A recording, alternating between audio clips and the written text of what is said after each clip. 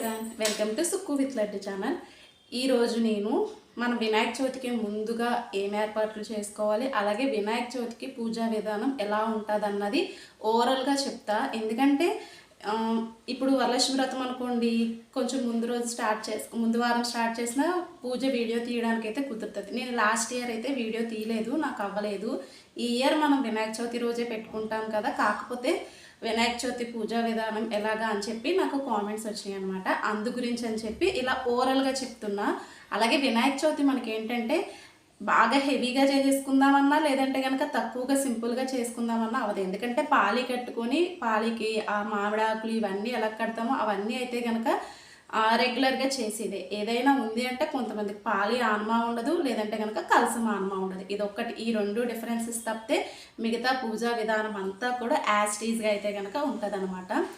మనం ఏ రోజైతే పూజ ఉంటుందో ముందు రోజు చక్కగా ఇళ్ళన్నీ క్లీన్ చేసేసుకోవాలి. అలాగే గడపలకి ఎవరికైనా ఇంట్రెస్ట్ ఉంటే గడపలకి పసుపు రాసుకొని పెట్టేసుకోండి.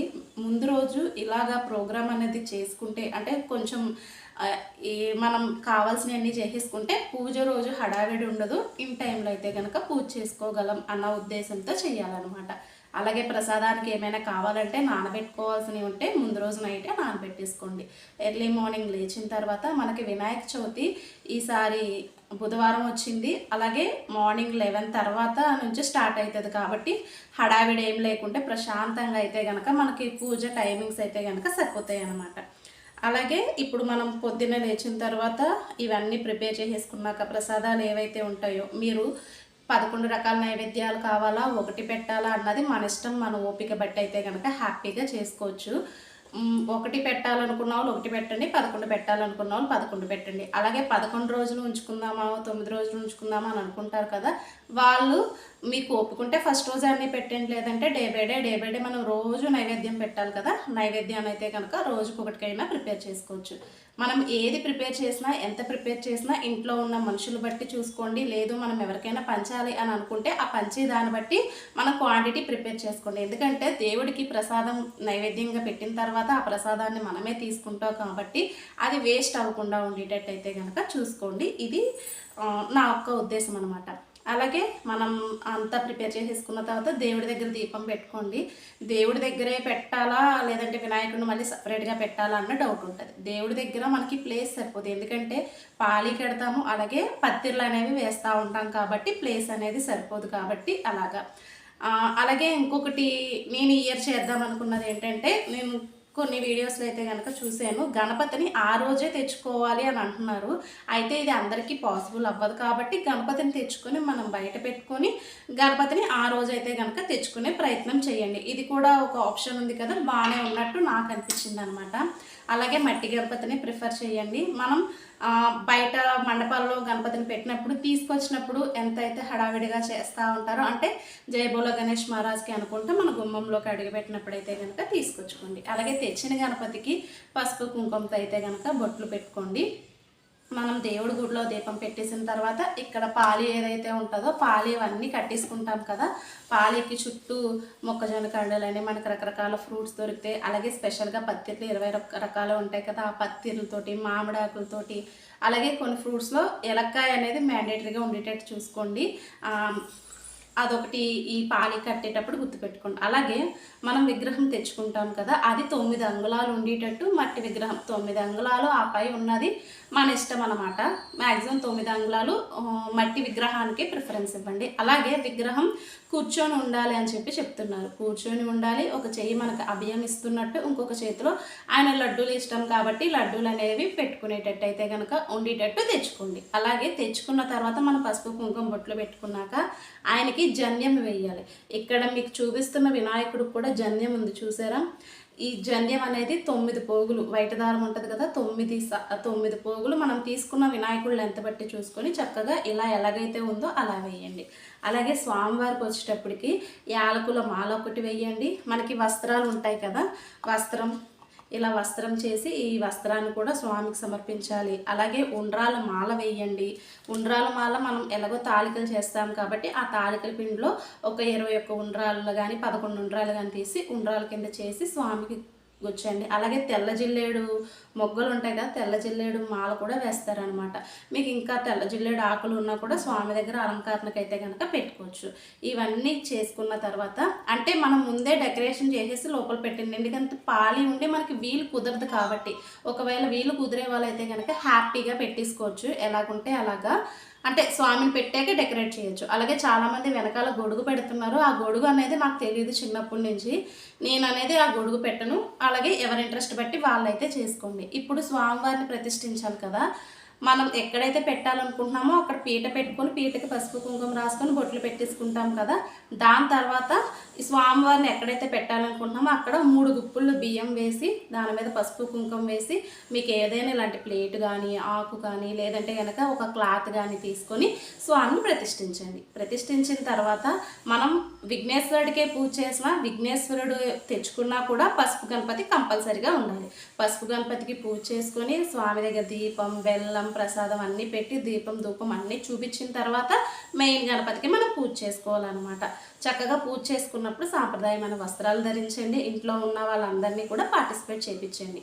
మనకి వ్రతకథ పుస్తకం ఉంటుంది కదా, ఆ వ్రతకథ పుస్తకంలో అన్నీ అయితే కనుక ఉంటాయి అన్నమాట. అలాగే మనం నిత్యం ఉపయోగించే దేవుడి సామాన్లనే ఉపయోగించవచ్చు. అలాగే పువ్వుల దగ్గరికి వచ్చేటప్పటికి ఆయనకి ఎరుపు రంగు పువ్వులు అంటే ఇష్టం అని చెప్పి మనం వింటూ ఉన్నాం కదా. నాకు కరివేరు పువ్వులు చాలా ఉన్నాయన్నమాట. నేను ఈసారి పూజ కరివేరు పువ్వులతోనే చేస్తాను.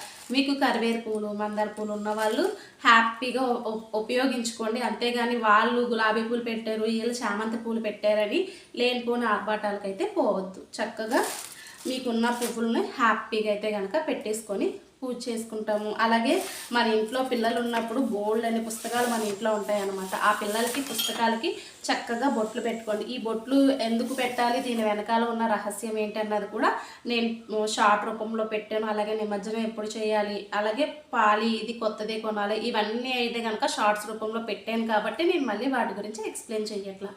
మనం ఇలా పూజ చేసేసుకున్న తర్వాత పూజలో మెయిన్గా మనం అక్షింతలు అనేవి ఎక్కువగా కలుపుకోండి. ఎందుకంటే మనం ఆ వ్రత కథలోనే ఉంటుంది పూజ ఈరోజు చేసాక చంద్రుడిని చూడకూడదు, చూస్తే నీలాప నిందలు ఉంటాయని. కాబట్టి పూజ అయిపోయిన అనంతరం ఆ అక్షంతలు అనేవి మన కుటుంబంలో ఉన్న వాళ్ళందరూ వేసుకోండి. ఒకవేళ మన ఫ్రెండ్స్ ఎవరైనా లేదా చుట్టుపక్కల ఉన్న వాళ్ళు పూజ చేసుకోలేదనుకోండి, ఈ అక్షంతలు తీసుకెళ్ళి వాళ్ళకి హ్యాపీగా ఇచ్చుకోవచ్చు. అందులో తప్పేమి ఉండదు. పూజ అయిపోయిన తర్వాత మనం గణేష్ మండపాలు చాలా చూస్తూనే ఉంటాం కదా. వీలు కుదిరితే 1 లేదంటే 3 మండపాలను ఖచ్చితంగా దర్శనం చేసుకోండి. ఇలాగా సింపుల్గా అయితే కనుక పూజ చేసుకోండి. ఆ రోజు నాన్ వెజ్ అయితే కనుక వండుకోకూడదు అనమాట. అలాగే గణేశుడు మనకి ఎటువంటి కష్టాలు రాకుండా చూసుకుంటాడు. అలాగే ఆయన ముందు మనం కోరిక ఏదైనా కోరుకుంటామంటే ఎటువంటి ఆటంకాలు రాకుండా ఎలా ఫుల్ఫిల్ చేయాలి అన్నది విఘ్నేశ్వరుడు యొక్క గొప్పతనం అనమాట. మనకి పుస్తకాల బొట్లు ఎందుకు పెట్టాలి అన్న షార్ట్లో నేను వివరించాను. కావాలంటే ఒకసారి అక్కడికి వెళ్ళి వినండి. చక్కగా స్వామికి దండం పెట్టుకొని పూజ చేసి స్టార్టింగ్లోనే దండం పెట్టుకోండి, అయిపోయినాక కూడా దండం పెట్టుకొని ఈ ఇయర్ మాకు ఎలాంటి ఆటంకాలు లేకుండా మంచిగా జరిగేటట్టు మమ్మల్ని మా పిల్లల్ని మా చుట్టుపక్కల ఉన్న వాళ్ళ అందరినీ మంచిగా చూడండి స్వామి అని చెప్పైతే కనుక చక్కగా ప్రశాంతంగా దండం పెట్టుకొని మీకు ఇంకా ఏమైనా కోరికలు ఉంటే కోరుకొని ధర్మబద్ధమైన కోరికలు అయితే ఖచ్చితంగా ఒక అడుగు లేట్ అవ్వచ్చు కానీ ఖచ్చితంగా అయితే కనుక నెరవేరుతాయి అన్నది నా నమ్మకం అనమాట. అంతే. పూజ అయిన తర్వాత మనం అలాగో అక్షంతలు అవన్నీ వేసుకుని వెళ్తాం. ఇది పూజ వరకు. తర్వాత కొంతమంది కలసం ఆనమా ఉంటుంది, కొంతమంది అఖండ జ్యోతి పెట్టుకుంటారు. కలసం ఆనమా ఉన్న వాళ్ళు కలసాన్ని కూడా బియ్యం వేసి కలసం పెట్టుకొని అందులో వాటర్ వేసి పసుపు కుంకుమ కాయిన్ మనకి పరిమళ భరితమైనవి ఏవైతే ఉంటాయో అవన్నీ కూడా ఆ కలసంలో వేసుకోవచ్చు. పైన కొబ్బరికాయ పెట్టుకొని బ్లౌజ్ మనం ఎలాగో వరలక్ష్మి వ్రతానికి ఎలా పెట్టుకుంటామో అలా పెట్టుకుంటారు. కొంతమంది వినాయక చవితికి కొత్త బట్టలు పెట్టుకుంటారు, వరలక్ష్మి వ్రతానికి పెట్టుకున్నట్టు డబ్బులు కూడా పెట్టుకుంటారు. ఎవరి ఆనమా బట్టి వాళ్ళది ఉంటుంది. ప్రసాదాల దగ్గరికి వచ్చేటప్పటికి నేనైతే కనుక ఉండ్రాళ్ళు తాలికలు అయితే కనుక చేద్దాం అనుకుంటున్నాను అనమాట. ఇంకా మీకు ఓపిక ఉంటే మనం బయట స్వామికి లడ్డూలు పెడతారు కదా, ఆ లడ్డూని ఇంట్లోనే చేసుకోవచ్చు, లేదంటే బయట నుంచి తీసుకొచ్చి స్వామికి నైవేద్యంగా ప్రసాదంగా కూడా పెట్టచ్చు అనమాట. ఇలాగా మన ఇంట్రెస్ట్ బట్టి చేసుకోవచ్చు. నేనైతే ప్రస్తుతానికి ఈ రెండు అనుకుంటున్నా. శనగలు అనేవి ఎలాగో ఉంటుంది, పులిహోర కూడా కొంతమంది చేసుకుంటూ ఉంటారు. మా ఇంట్లో ఏ పండగైనా పులిహోర ఉంటుంది. ఈ ఇయర్ నాకున్న ఓపిక బట్టి అయితే కనుక చేస్తూ ఉంటాను.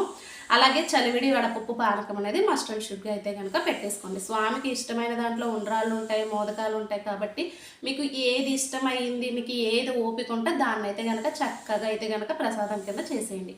అలాగే నిమజ్జనం దగ్గరికి వచ్చేటప్పటికి నిమజ్జనానికి ఈ ఇయర్ మనకు బుధవారం వినాయక చవితి వచ్చింది కాబట్టి అందులోని విఘ్నేశ్వరుడికి బుధవారం అంటే ఇష్టం కాబట్టి చక్కగా అయితే మనం ఆ విఘ్నేశ్వరుడిని తలుచుకొని పూజించుకోండి. బుధవారం రోజే నిమజ్జనం చేసేయచ్చు. పూజ అయిపోయినా ఈవినింగ్ అయితే నిమజ్జనం చేసేయచ్చు. లేదు 3వ రోజు చేద్దాము అనుకుంటే 3వ రోజు శుక్రవారం వచ్చింది కాబట్టి చేయకూడదు. 5వ రోజు ఆదివారం వచ్చింది, ఆ రోజు చేసుకోవచ్చు. అయితే మనం ఎన్ని రోజులు ఉంచితే అన్ని రోజులు రోజు పొద్దున్న సాయంత్రం దీపం పెట్టాలి, నైవేద్యం పెట్టాలి. నైవేద్యానికి మీరేమి హడావిడి పడిపోవసలు. ఆయనకి బెల్లం అంటే ప్రీతి కాబట్టి బెల్లం పెట్టినా సరిపోతుంది, అటుకులు పెట్టినా సరిపోతుంది. మనకి ఓపిక ఉండి ఏదైనా చేసుకోవచ్చు అనుకుంటే చేసుకోవచ్చు, కానీ మీరు రోజు దీపం పెట్టుకోవాలనుకుంటే ఇది ప్రొసీజర్. ఇంట్లో అయితే కనుక నాన్ వెజ్ తినకూడదు అనమాట. ఎవరికైనా పీరియడ్స్ ప్రాబ్లమ్స్ ఉంటే దాన్ని బట్టి మీరు చూసుకొని ఫస్ట్ రోజే నిమజ్జనం చేయాలా లేదంటే 5th డే నిమజ్జనం చేయాలా అన్నది ఆలోచించుకోండి.